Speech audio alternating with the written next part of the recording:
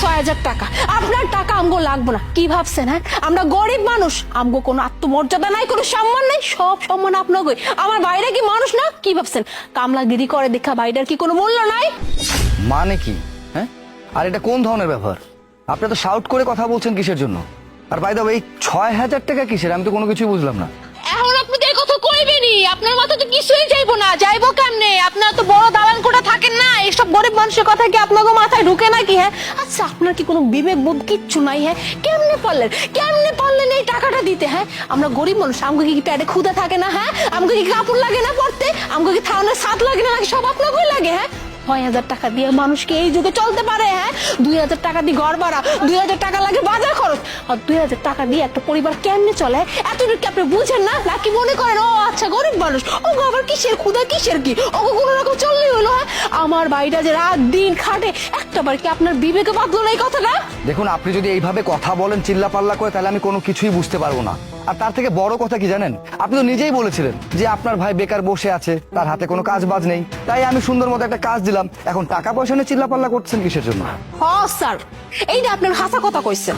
আমি নিজে কইছিলাম আপনার যে স্যার আপনি যেমনি হোক আমার ভাইটার একটা কামের ব্যবস্থা করে দেন, বেতন যা লাগে আপনি দেন, তাতে কোনো সমস্যা নেই, শুধুমাত্র একটা কাম দেন।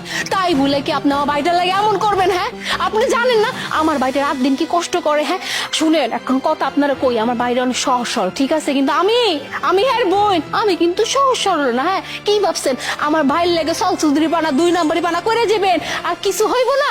শুনেন আমি বোন বাইচা থাকতে আমার ভাইয়ের লেগে এই কাম করতে এই লেগে তো আজকে আইসি, আই আপনার টাকাটা আপনার মুখের উপর ছিঁড়ে মারছি, আর আমার ভাই এনে কাম করবো না। শুনেন স্যার এখন কথা কই, হ্যাঁ আমার ভাইরা এই সকাল 6টা বাজে এখানে কাম করতে হয়, রাতেও বাড়িতে যেতে পারে না, খাইতে পারে না, ঠিক মতো ঘুমাইতে পারে না। কি ভাইছেন কি ভাইছেন? মানুষজনের প্রতি কি আপনাকে একটু দয়া মায়া বলতে কিচ্ছু নাই নাকি? সবকিছু আপনাদের জন্য আল্লাহ পাক সৃষ্টি করে রাখছে। কি আশ্চর্য, আমি আসলেই কোনো কিছু বুঝতে পারতেছি না কিসের কথা বলতেছেন আর কেনই বা বলতেছেন। আর শাহাদাত কি ব্যাপার? হ্যাঁ এই 6,000 টাকার মামলা কি? আমি তো কোনো কিছুই বুঝতে পারতেছি না। আর এইভাবে উনি চিল্লাপাল্লা করছে কিসের জন্য? আসলে স্যার ঘটনা হয়েছে কি, আমি সে সকালে কামে আহি, রাইতো যাতে যেতে অনেক দেরি হয়, তাই আভায় মনে করেন একটু মন খারাপ করে আসছিল। কিন্তু আমার বেতনটা দেওয়ার পরে আবার মন আরো খারাপ হয়েছে। এই যে বেতন আমি পাই স্যার, আমার কাজ অনুযায়ী তো এই বেতনের থেকে আরো অনেক বেশি পাওয়ার কথা, এই বেতন দিয়ে তো আমাকে হয় না। এর লেগে আভায় এই জায়গায় এইরকম করতেছে। মিস দোলা কি ব্যাপার?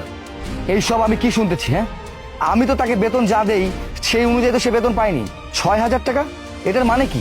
আরে স্যার আপনি বুঝতেছেন না এইসব ছোট লোকদের কাজ কি? নেশাপান করে টাকা ঠিক মতো সংসারে দেয় না, তাই এইসব ঝামেলা আপনার কাছে এসে বলতেছে। এই খবরদার আমার ভাইয়ের নামে একটা উল্টাপাল্টা কথা দেবেন না। কি ভাবছেন হ্যাঁ আপনারা বড় লোক মানুষ গরিব মানুষের উপর যা কিছু ইচ্ছা থুবড়া মাইরা ছাইরা দিবেন আর আমরা মাইনা নেবো? হ্যাঁ কি করলেন? আমার ভাই নেশা করে দেখা এই অবস্থা। আরে ম্যাডাম আমার ভাইরা গাধার মতো এই কোম্পানিতে খাটে, ঘুমাইতে পারে না, খাইতে পারে না। একটা মানুষ যদি দিন রাত 24 ঘন্টা খাটে, না খাইতে পারে, না ঘুমাইতে পারে, হের চোখ কি সাদা থাকবো? আপনারা তো সুন্দর মতো সকাল 10টা বাজে আহে, আবার বিকাল 5টা বাজে চলে যান, ঘুম আরাম আয় সবকিছুর অভাব নাই। আপনাদের মতো চকচকা চোখ মুখ আমগো থাকবো না, তাই না? আর এই যে সাহেব আপনার এই অ্যাসিস্ট্যান্ট নাকি ম্যানেজার আমি জানি না, এর খবরদার সাবধান করে দেন আমার বাইরে যেন গুনাহখোরের নেশাখোর না। আমার ভাই কোনো নেশাখোর না, আমার ভাই অনেক ভালো একজন মানুষ। আপু প্লিজ, আপনি এইভাবে উত্তেজিত হবেন না। আমি আপনার ব্যাপারটা বুঝতে পেরেছি, আমি দেখছি। দোলা তার মানে সমস্যাটা আপনার মধ্যে, তাই না? স্যার আমার কেন সমস্যা হবে বলেন তো? আমি তো আমার বেতন প্রাপ্যটাই পাচ্ছি, আর আমিও না ওকে প্রাপ্য টাকাটা দিচ্ছি। আর ও বুঝতে পেরেছে যে আপনি অনেক দয়ালু, এর জন্য বোনকে নিয়ে আসছে, সারা বছরের সংসারের খরচের হিসাব আপনাকে দিচ্ছে। এখন কি আপনি ওনাদের সংসারের খরচ টানবেন নাকি? স্যার আপনি একদম টেনশন করবেন না, আমি বাইরে নিয়ে ওদের সাথে কথা বলছি। এই তোরা বাইরে চল। এই দাঁড়ান, আপনার কোথাও যাবে না। দোলা আমি ভালো মতো জানতে চেয়েছি এই 6,000 টাকার ব্যাপারটা কি, প্লিজ আমাকে খুলে বলুন, আমি কোনো কিছুই বুঝতে পারছি না। স্যার আমি আপনার কইতাছি আসলে ঘটনাটা কি। ঘটনা হইতাছে ম্যাডাম আমারে চাকরির শুরু থেকে কইছিল কোম্পানির দরকারে আমার অনেক বেশি কাম করন লাগবো। আমি ম্যাডামরে কইছি যে আমি সব রকমের কাম করবো, যতক্ষণ করবেন তাও করবো। এখন ম্যাডাম আমারে সপ্তাহের ভিতরে 4-5 দিন নাইট করায়। সকালবেলা আইলে সবাই কাম শেষ করে এলে 5টায়, ম্যাডাম আমার 10টা-11টা পর্যন্ত কাম করায়। আমার বাসা যাইতে অনেক দেরি হয়। তারপরও ম্যাডাম আমারে আমার ন্যায্য পাওনাটা মনে হয় দেয় না, এই জন্যই আমার টাকাটা দেওয়া হইতাছে না। আমার কম টাকা তো সংসারও চলে না। ম্যাডাম আমার ন্যায্য পাওনাটা দিলে তো আমগো হয়ে যেত গা। ম্যাডামই মনে হয় এই টাকাটা নিয়ে কোনো ঝামেলা করতেছে স্যার। স্যার আমি আমি আর একটা কথাও আপনার মুখ দিয়ে শুনতে চাই না। ছি, আমি তো ভাবতে পারতেছি না যে আপনি এতটা নিচে নামতে পারেন। কতটা বিশ্বাস করে আমি আপনাকে আমার অ্যাসিস্ট্যান্ট বানিয়েছিলাম, ভেবেছিলাম এই প্রজেক্টের সমস্ত দায়িত্ব আপনি বিশ্বাসের সহিত পালন করবেন, কিন্তু সামান্য টাকার লোভ এটাই তো আপনি সামলাতে পারলেন না। লজ্জা করলো না? একটা মানুষ দিন রাত পরিশ্রম করে, কতটা কষ্ট করে, আর তার পাওনা যে বেতন সেটা তো আপনি তাকে দিচ্ছেনই না, উল্টো তাকে বেশি খাটিয়ে তার টাকাটাও তাকে আপনি দিচ্ছেন না। যে টাকাটা তার বেতন, যেটা তার হক, সেখান থেকে আপনি টাকাটা মেরে খাচ্ছেন। এই আপনাদের মতো, হ্যাঁ, আপনাদের মতো কিছু মানুষের জন্য পুরো মানুষ জাতিকে বদনাম হতে হয়। আপনাদের লজ্জা করে না একটা গরিব মানুষের হক মেরে খেতে? আপনাকে বিবেকে বাঁধে না? আচ্ছা, আপনারা কি মনে করেন, হ্যাঁ, এই যে গরিবের হকটা আপনি মেরে খাচ্ছেন, এই হকের টাকা খেয়ে আপনি কি ভালো থাকবেন? কোনো না কোনো একদিক দিয়ে আল্লাহ ঠিকই আপনার কাছ থেকে বের করে নেবেন। শুনুন, আপনার মতো এমপ্লয়িকে না আমার এই কোম্পানিতে আমি আর রাখছি না। স্যার আমার অনেক বড় ভুল হয়ে গেছে, আমি না জেনে এমন একটা ভুল কাজ করে ফেলেছি। আমি আর কখনো কোনো শ্রমিকের টাকা এভাবে মেরে খাবো না স্যার। আপনি যদি আমার চাকরিটা কেড়ে নেন, আমাকে পথে বসতে হবে স্যার।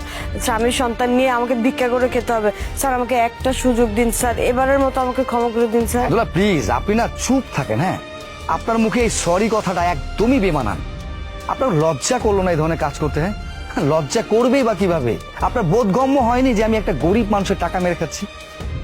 আফসোসের বিষয় কি জানেন, আমার মনে হয় এই বোধগম্যটুকু আপনার নাই যে একটা গরিব মানুষের টাকা মেরে খাওয়া কতটা খারাপ।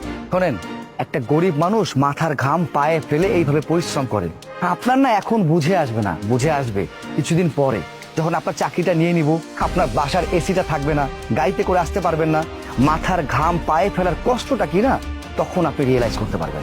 আপনি নিহাত মেয়ে মানুষ বলে এইবারের মতো আমি আপনাকে মাফ করে আরেকটা সুযোগ দিলাম, নয়তো না সোজা আপনাকে থানার মধ্যে আমি হয়ে যেতাম। মাইন্ড ইট, ফার্দার যদি আমি কখনো শুনেছি কোনো গরিবের হক আপনি মেরে খেয়েছেন, তাহলে সেই দিন কিন্তু আমি আর আপনাকে মাফ করব না। আর বোন, আপনাকে বলছি, যেটা হয়ে গেছে আসলে সেটার জন্য আমি সত্যি লজ্জিত। আমি জানতামই না যে আমি যেই টাকাটা তাকে স্যালারি দেই সেই টাকাটা সে পাচ্ছে না, আর সেটার জন্য সত্যি আমি নিজে থেকে বলছি আমি খুবই লজ্জিত। আর কথা দিচ্ছি আজকের পর থেকে কখনো এমন হবে না। আপনি বরং এক কাজ করুন, এই যে আপনার যে বাকি টাকার স্যালারিটা প্লিজ রাখুন।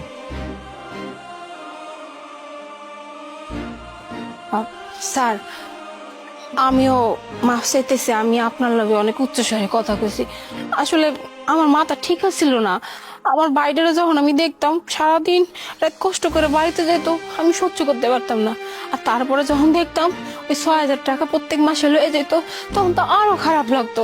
কারণ স্যার, আমরা তো গরিব মানুষ, আমগো তো পেট আছে, আমগো তো খিদা লাগে, এই টাকা দিয়ে কেমনে হয়? চাইছিলাম তো ভাইটা কাম করলে একটু গুছাই যাবো, কিন্তু যখন দেখলাম যে হইতাছে না, তখন আমার মাথায় আগুন উঠে গেছে। আর আমার ভাই তো অনেক সহজ সরল মানুষ, জীবনে কারো লাগে একটা মুখ তুলে কথা পর্যন্ত কয় না, আর কইতেও পারবো না। এর লেগে তো আজকে বাইরে কইছি যে তুমি আমার লাগে চলো, তোমার সাহেবের লাগে আমি আজকে বুঝবো, তোমার এই কোম্পানিতে কাম করা লাগবো না।